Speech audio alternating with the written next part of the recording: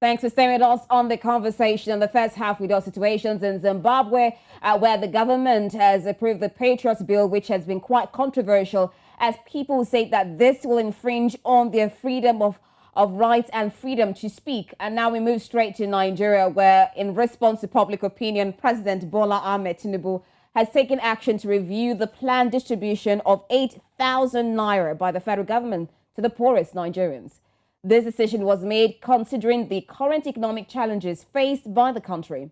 As conveyed by his spokesperson, Dele Alake, the president has ordered the release of grains to 50 million households and fertilizers to 50 million farmers as part of efforts to elevate the hardships experienced by Nigerians at this time. Meanwhile, there was an increase in the pump price of premium motor spirit, commonly known as petrol, at certain filling stations operated by the Nigerian National Petroleum Company Limited, NNPCL. In Abuja on Tuesday, the price was raised from 537 naira a litre to 617 naira a litre. Independent oil marketers verified this price hike and mentioned that any change in the price at NNPCL stations indicated a corresponding increase in the pump price of PMS. Now, joining us this evening for this important discussion, we have Dr. Dele Alake, a public affairs analyst, and also Joe Femi Dagunro, founder Lagos Forum. They're both joining from Lagos. So, one welcome to you, gentlemen, and thanks for joining us on the conversation. Good afternoon. It's my pleasure being with you again this afternoon. Thank you. Now, I'd like to start with you, Dr. Kayode. One of the policies revealed to be reviewed is the 8,000 naira conditional cash transfer program envisaged to bring succor to the most vulnerable households. Were you against this palliative move? What do you make of this, and what are your expectations or recommendations? Yeah. You see, this is the outcome of the 30 years preparation for somebody to become the president of Nigeria. Because I haven't said that it took you 30 years to get to this level. I'd expected that, listen, you will have been able to understand how to sort the perennial problems of Nigerians. Even if not all, a little bit. Sort of bringing succor to them out of the pains that they have been going through for the past 8 years from the rule of the last administration. But let me quickly tell you this. You see, when you have crooks to determine the destiny of a nation, the people will suffer indefinitely and catastrophically. And that is exactly what we are experiencing in Nigeria now. Because even most of them that are in the end of affairs now, try as much as possible to investigate them. They are having one alibi or the other in terms of either fake school side results or fake university results or fake NYC certificates. Now, when you are coming in and then you increased the pump price to, with about 300%, you said you are going to give Nigerians palliative. And then you went to the National Assembly to ask for extra budgetary allocation of 500 billion naira. Is it not for the downtrodden? Can you imagine how much of that money was alleged to have been allocated to National Assembly? Part of it, again, to the judiciary. For what? That's the question. For what? Moving further, when you're talking about 8,000 naira per family of about 12 million out of the 200 million, for goodness sake, what exactly can 8,000 naira do? Today alone, I have spent nothing less than 10,000 naira. Am I not part of the part of the affected Nigerians? Are you part of the poorest of the poor? We don't think so, sir. Are you part of the poorest of the poor? I am. I say I am. Oh, because okay. I am also going to the same market with everybody. Oh. I am also buying the same fuel like everybody. Now I cannot even drive out like just anybody. And that's the issue. Now, when you now look at it, I was on a particular platform last week, and they were saying, yes, the president has come up with another palliative by reducing some tax for the manufacturers and all that. And I said, okay, let us calculate the percentage of that reduction of that. Don't worry, Joe. You would have your turn very soon. Dr. Just quickly complete your thoughts, please. Let us have the percentage of that particular tax reduction. Can you compare it to the percentage of increase in pump price of petroleum? Bear in mind. Now, Dr. Kayode, I'll allow Joe now to have his thoughts on the whole issue. I mean, they've been talk about preparation. There've also been criticisms on the federal government and the fuel subsidy removal and this 8,000 Naira palliative. So let's hear from you, Joe. You see, the problem is this. We have gone beyond the rhetorics of who and what. What we have to be talking now is we have to, you see, look at government policies critically and not just looking at it and talking about it from the beginning to the end. We have to begin to prefer solutions, because it is not how long this gentleman has been preparing, whether for 40 years or from his mother's womb. The point is right now is 2023, and we're in July, rainy season. People have gone through a lot of traumatic experiences in the past, and we want to see the situation improved upon.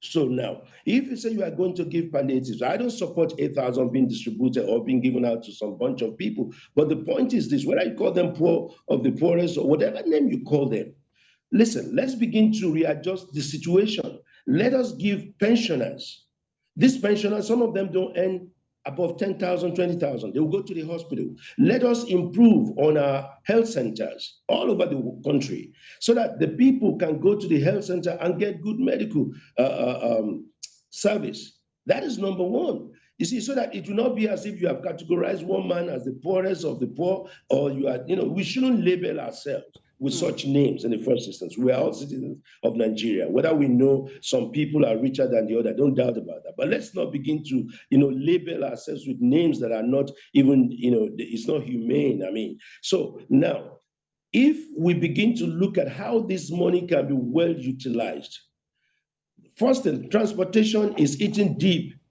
Bring out buses in all regions. Encourage the private sectors. The banks are declaring trillions, billions every month, every year.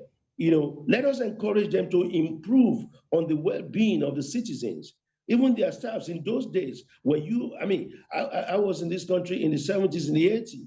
When I started to work, we have staff buses taking people. So let us increase on that. Let us bring out private sectors to support this. The government alone cannot do most of these things they are planning to do. Welfareism is not just about the government within 6 months. I wonder why we are planning all these things. Don't forget, some years back, 2014 or 20 whatever, they said they want to distribute money. And then I said it can't work. You have to plan this. In Europe, where you have welfare services, it's been on for years. But Joe, is the private sector, will they be willing to actually assist? Because they are also complaining about the downturn. I mean, if you look at a company that's also been affected by this removal of fuel subsidy, they would say they're also affected. Yeah, I agree with you, but you must incentivize the whole thing. When you say that roads can be created or can be repaired, and you said, look, Dangote, if you do this, you'll get this tax waiver. You say, any bank, if you do this, this is what you get. So people want to have incentives. Nobody wants to do anything for free. So incentivize these things and people will support. We need the support of the people. The Uber guy is not making enough money again. The Bolt guy is not making money again. These people are complaining.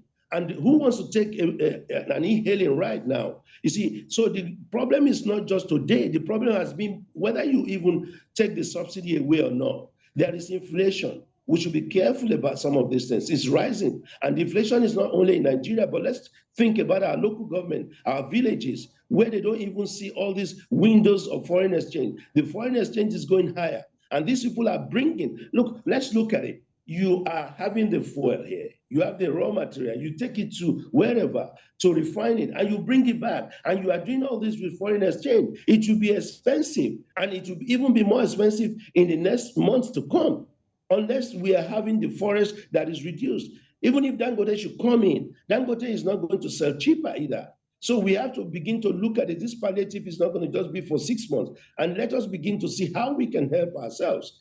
You know, if you say you are giving grains to farmers, who are the farmers? I want the government to be realistic and to be open. Let us have statistics. Some time ago, we had a minister who said all the farmers have been given telephones, and the farmers have to use it. Where are the farmers who got these telephones? Today, we have all these, call it in quote, laudable ideas, but the effectiveness, the execution of these laudable ideas, we don't see it. And this is why we have to talk to the government that please listen to us.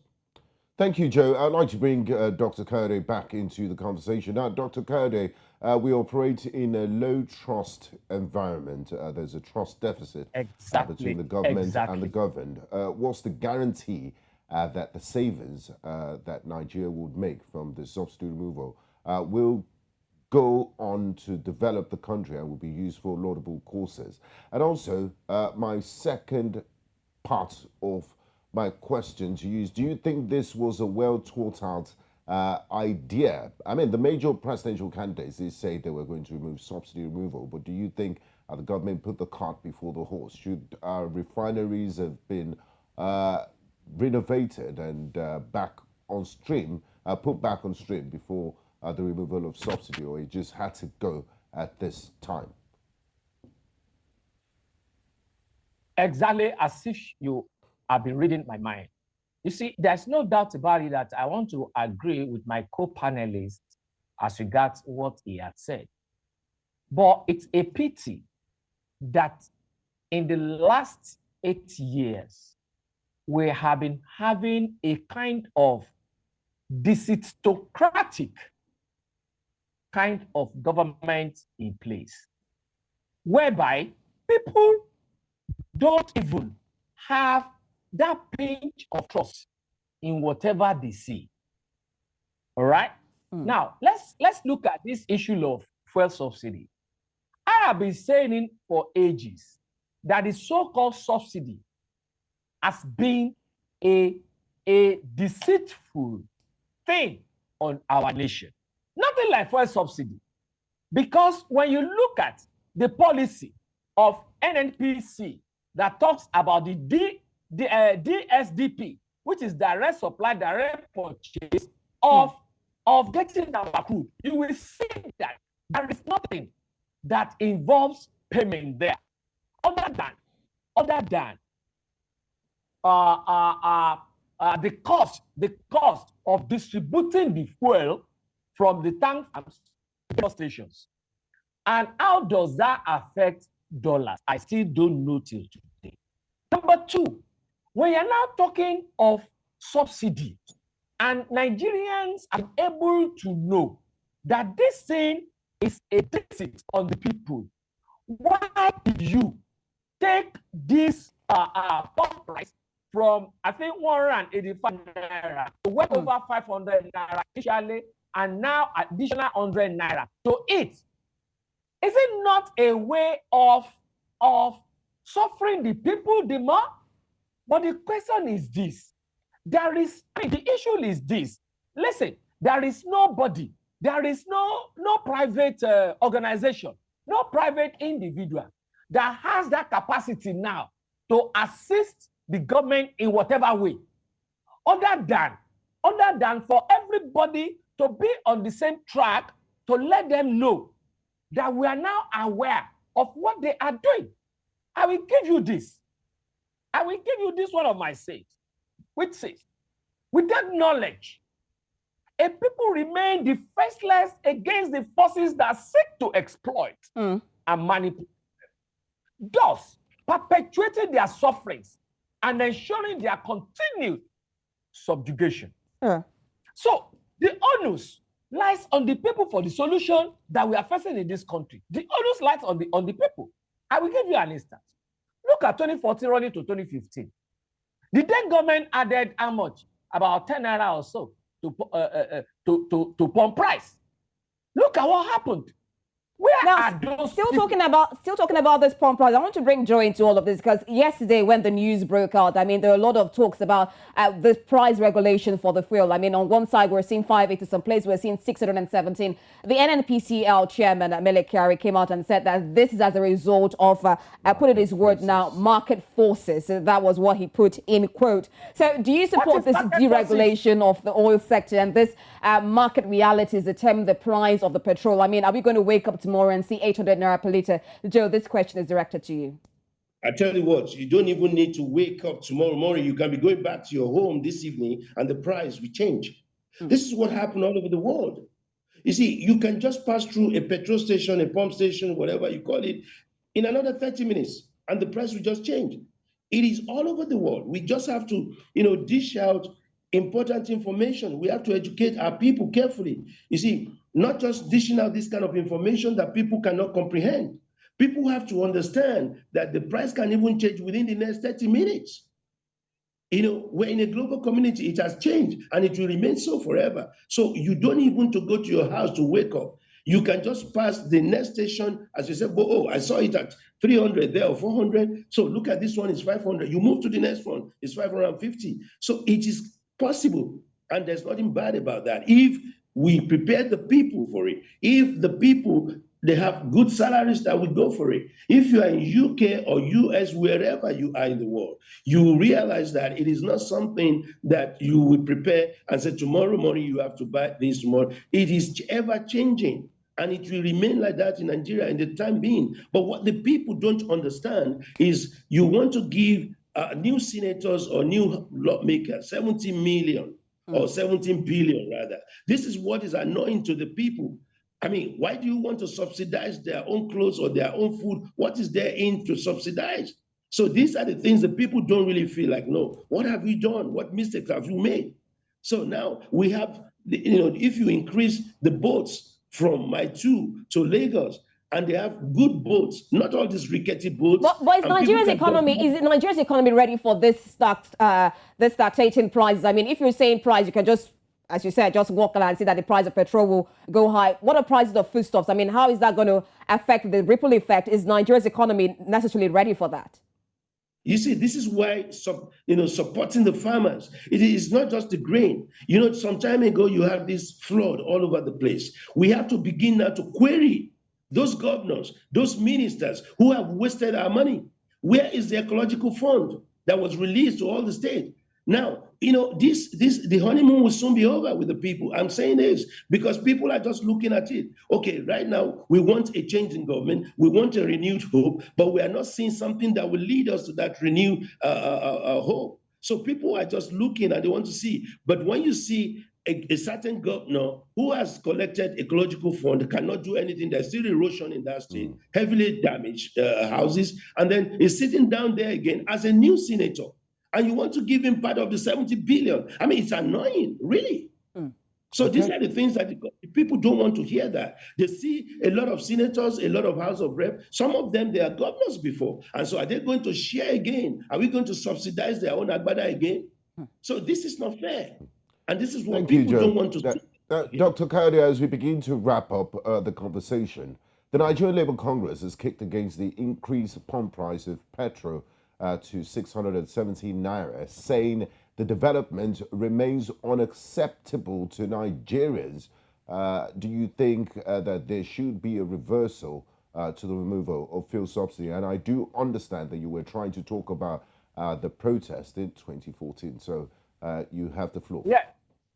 And again, you see, that is exactly what I was saying, that we, the people, we don't even have that belief in both LLC and the so-called civil society organizations again. People should get themselves educated and take the bulls by themselves. Because listen, NLC was still trying to drag the government into some kind of discussions as regards the 300% increase.